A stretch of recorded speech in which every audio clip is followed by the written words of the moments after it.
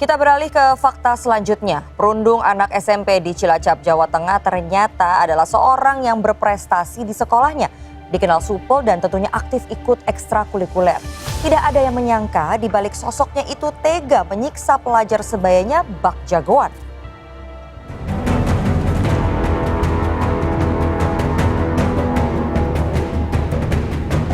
Kalau ada masyarakat di sini ya pasti dilerai lah. Karena saya yakin masyarakat ini kepeduliannya lebih tinggi. Tragedi perundungan anak SMP oleh seniornya kelas 9 di Cilacap, Jawa Tengah membuat hati sakit. Pelaku memukul korban berkali-kali bak di film laga.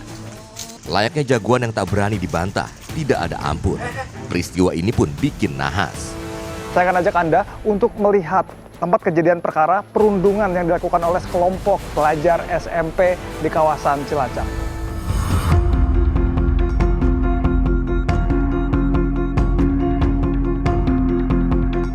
Lahan-lahan kosong terbengkalai, kerap digunakan anak-anak sebagai lokasi tongkrongan sepulang sekolah.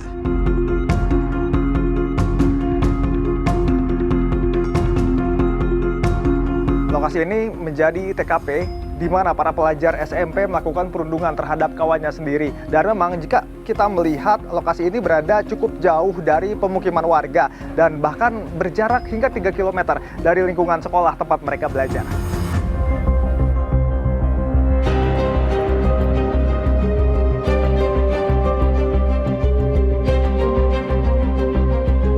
Dulunya kawasan ini merupakan kawasan wisata yang cukup ramai. Namun memang seiring berjalannya waktu, kawasan ini menjadi sepi bahkan tanpa ada penjagaan sedikit pun. Dari sekolah perlu waktu 10 menit naik motor untuk sampai di TKP. TKP juga jauh dari permukiman. Oleh karenanya wajar jika korban telat dapat pertolongan. Terlebih tak sering warga tampak lalu lalang. Kami dapati sebuah warung tak jauh dari lokasi kejadian. Warga mengaku kerap melihat para pelajar melewati lahan ini.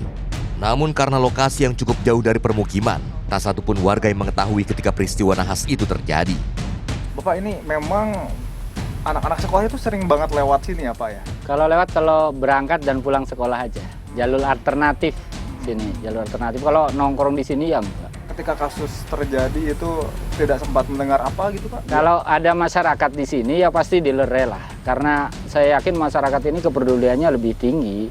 Hanya karena waktu itu memang tidak ada masyarakat ya tidak ada yang melerai. Memang sudah cukup sepi di daerah sini ya Pak? Iya, dan di sini juga mereka tahunya itu justru dari media sosial, bukan tahu di sini. Gitu. Pengawasan sekolah dipertanyakan. Bukan soal usai jam sekolah guru lepas tanggung jawab. Namun memastikan anak-anak mendapat pendidikan tak sekadar teori. Mesti jadi hal utama. Yang jadi ironi, perundung dikenal sebagai siswa yang supel dan aktif ekstrakurikuler. Ya, pengamatan kami dia tidak menampakkan hal-hal yang negatif. Pertemanan di sekolahan ya biasa seperti layaknya rekan-rekannya gitu kan. Bahkan dia ikut ekstrakurikuler silat, dia berprestasi sebagai juara yang lain. Jadi intinya sekolahan mengamati pertemanan dan sebagainya dia bagus gitu. Ya sempat tercium setelah tanggal hari Minggu, tanggal 24 memang tercium.